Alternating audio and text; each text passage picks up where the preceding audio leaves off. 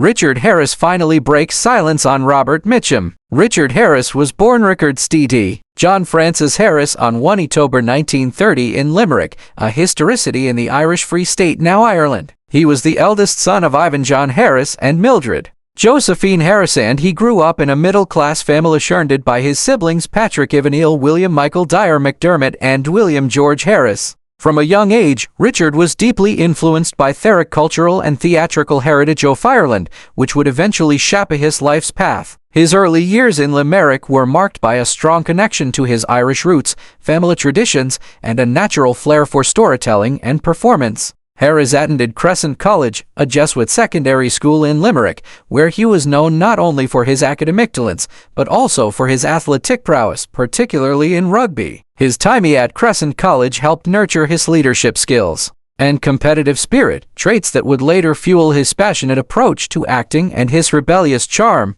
Though his formal education was grounded in traditional subject, it was clear to those around him that Richard possessed an extraordinary charisma and a flair for drama that extended beyond the classroom. After completing his schooling, Harris initially pursued a career as a professional rugby player, which underscored his physicality and presence, both vital attributes for his later stage and screen roles. However, his love for the arts eventually won out, and he moved to London to study at the London Academy of Music and Dramatic Art, ELMDA. There, Harris honed his craft and began building a reputation as a talented and intense actor capable of commanding the stage with his deep voice, magnetic presence, and emotional depth. Richard Harris's acting career took off in the 1950s and 1960s when he became one of the leading figures in British and Irish theatre and cinema. He was celebrated for his versatility and intensity, seamlessly transitioning between Shakespearean roles, gritty dramas, and contemporary films. Some of his most notable early-stage performances encircled iconic Shakespearean characters such as Hamlet and King Lear,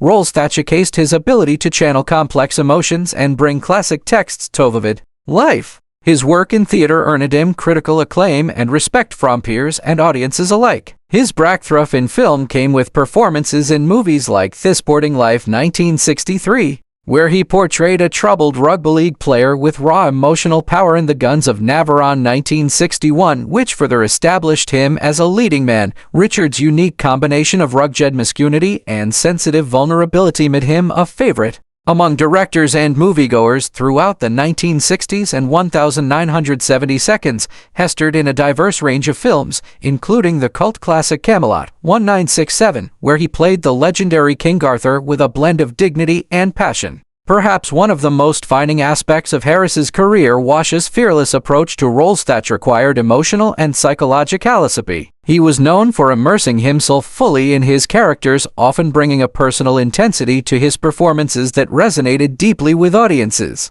This dedication earned him 2 Academy Award nominations for Best Actor, one for This Sporting Life and another for The Field, 1990, where he portrayed a fiercely protective Irish farmer. Beyond his acting talents, Richard Harris was also a gifted singer and songwriter, a facet of his artistic persona that added another layer to his public image. He released several albums blending folk, rock, and theatrical styles, which showcased his growly, soulful voice. His music, much like his acting, was raw, honest, and expressive, earning him a loyal following beyond the cinema. In his personal life, Harris was known for his larger-than-life personality, rebellious spirit, and sometimes tumultuous lifestyle. He was candid about his struggles with alcohol, which often fed into the public's fascination with him as a charismatic yet flawed figure. Despite these challenges, or perhaps because of them, he maintained close relationships with family, friends, and colleagues, and was deeply respected for his generosity and warmth behind the scenes. In the latter years of his career, Harris reached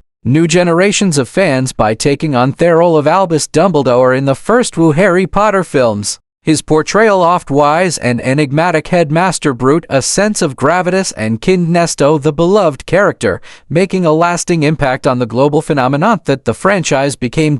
In addition to acting, Harris pursued a successful music career. His 1968 recording of MacArthur Park, written by Jimmy Webb, became an international hit. With its unconventional structure and dramatic flair, the song was perfectly suited to Harris's theatrical delivery and expressive voice. Though some critics derided the song's over-rootsal, it has since become a cult classic and a testament to Harris' ability to embrace the bold and unexpected. Despite his personal struggles, Harris experienced a remarkable late career resurgence. In 1990s and early 2000s, he appeared in high-profile films such as Unforgiven, 1992, Gladiator, 2000, and most famously as Albus Dumbledore in the first two Harry Potter films. His portrayal of the wise and gentle Hogwarts headmaster introduced him to a new generation of fans and reaffirmed his status as a cinematic legend. Even while battling cancer in his final years, Harris continued to work with unwavering dedication, pouring every ounce of himself into his roles.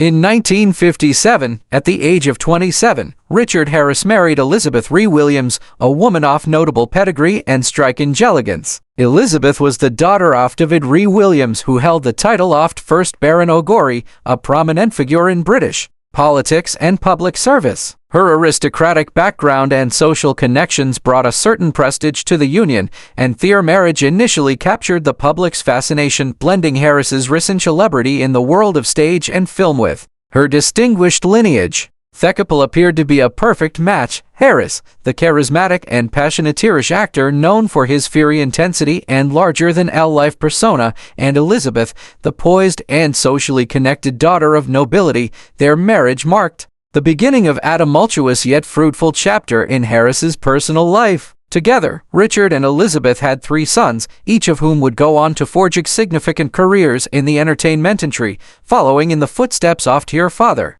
Their eldest son, Damon Harris, born in 1958, pursued a career in the camera and established himself as a film director and screenwriter, best known for works like Eat Rachel Papers, 1989, and Gardens of Night, 2008. Jared Harris, born in 1961, would emerge as the most widely recognized of the 3, gaining critical acclaim for his performances in a diverse array of film and television roles, including portrayals in Mad Men, Chernobyl, and The Crown. His ability to bring depth and nuance to every role marked him as one of the most talented character actors of his generation. The youngest son, Jaime Harris, born in 1963, also became a successful actor, appearing in numerous film and television productions, including Rise of the Planet of the Apes and Agents of S.H.I.E.L.D., often cast in intense or complex roles. The artistic legacy of Richard Harris lived on profoundly through his sons, who each carried elements of his creative spirit and dedication to their craft. However, the Harris-Rhee Williams marriage was not without its challenges. As Richard Harris's fame grew and his lifestyle became increasingly erratic, fueled by his well-documented indulgence in alcohol and a rebellious temperament, tensions within the marriage escalated. Despite moments of affection and mutual support, the couple ultimately found their relationship unsustainable. In 1969, after 12 years of marriage, Harris and Elizabeth officially divorced. The separation marked a turning point for both individuals emotionally and publicly. Elizabeth eventually remarried, choosing as her second husband the celebrated British actor Sir Rex Harrison, renowned for his performances in films such as My Fair Lady and Dr. Dolittle. Her marriage to Harrison added another chapter to her life, intertwined with the world of high-profile show business and aristocratic society. Following the dissolution of his first marriage, Harris remained a magnetic and controversial figure in the public eye. In 1974, he entered into his second marriage, this time with American actress and model Ann Turkel. Born in New York City in 1946, Turkel was 22 years Harris's junior and had carved out their own niche in the entertainment world.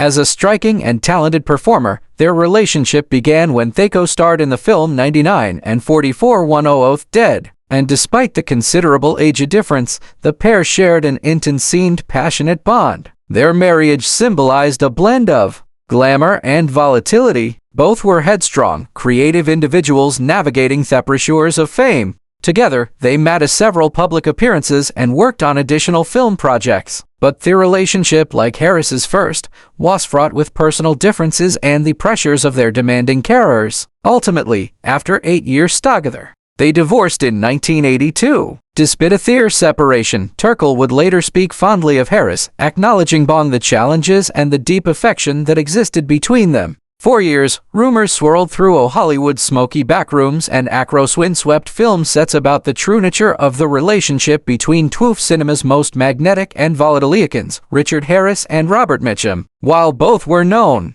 for their hard-edged performances, love of poetry, and equally destructive tendencies of screen, neither man ever publicly elaborated much on their connection, whether as friends, rivals, or reluctantes. That silence, heavy with speculation, remained unbroken for decades until now.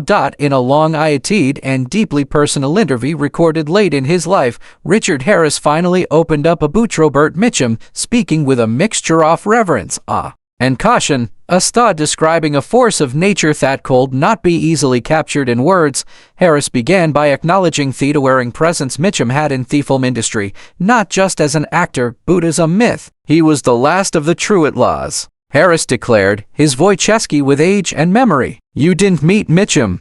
You encountered him like a storm coming down the Pacific coast. Harris admitted to having been both intimidated and fascinated by Mitchum when he first crossed paths with him during the golden age of cinema. Both men shared a disdain for authority, an aversion to Hollywood phoniness, and a wild unpredictability that made directors either avoid them or desperately chase them. Delving deeper, Harris revealed that their relationship was a complicated dance, some adversarial, often distant, but always underpinned by mutual respect. There was this one evening in Rome, 71 or 72, I think, Harris recalled. We were both working on different pictures, staying at the same hotel, and ended up in the bar together. He barely said 3 words to me that night, but those 3 words said more than most men say in an hour. Harris laughed then, but it was a dry, reflective laugh filled with meaning. He told me, "You're mad, Harris, but I like it," coming from Mitchum. That was practically a declaration of brotherhood. Yet Harris did not shy away from discussing Mitchum's darker sides. He had that coiled snake quality. He admitted you never knew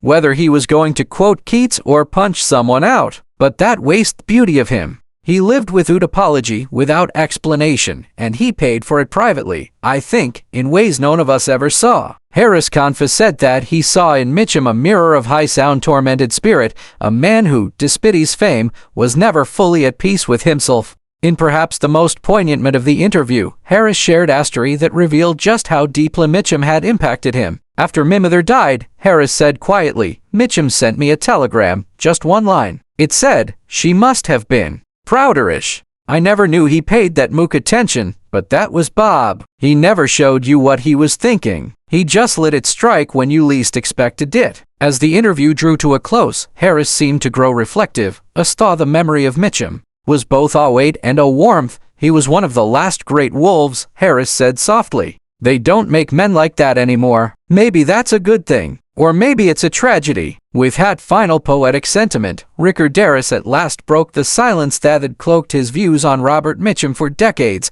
giving fans and historians a rare glimpse into the emotional terrain shared by 2 legends who blazed their own trails through Hollywood's unpintable landscape, forever etched in its wild, unruly history. In August 2002, Richard Harris was diagnosed with Hodgkin's disease, a serious form of lymphoma that affects the lymphatic system, which plays a crucial role in the body's immune response. The diagnosis came after he was hospitalized with what was initially believed to be a bout of pneumonia. The illness had left him noticeably weakened, and as doctors conducted further tests, it became clear that Harris was facing a far more grave and insidious condition than a simple respiratory infection. The diagnosis shocked his fans and sat in the film community. Many of whom had come to admire Harris, not just for his extraordinary screen presence and theatrical brilliance, but for his passionate and larger-than-life persona that had become the stuff of legend in both Hollywood and London circles. Despite his illness, Harris maintained a characteristic sense of humor and defiant spirit in the face of death. None particularly poignant and widely recounted moment occurred in his final public appearance when he was being wheeled out of the Savoy Hotel